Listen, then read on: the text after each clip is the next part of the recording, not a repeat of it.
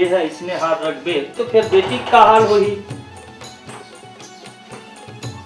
और ये समझी ला जेन पैसा के बात कहे रहे ना 5 लाख रुपया ओकर व्यवस्था हो गए है एला रख। और सगा मन बर कपड़ा लत्ता के जेन ये है वो मतलब सब हियाव कर कोनो छूट मत जाए।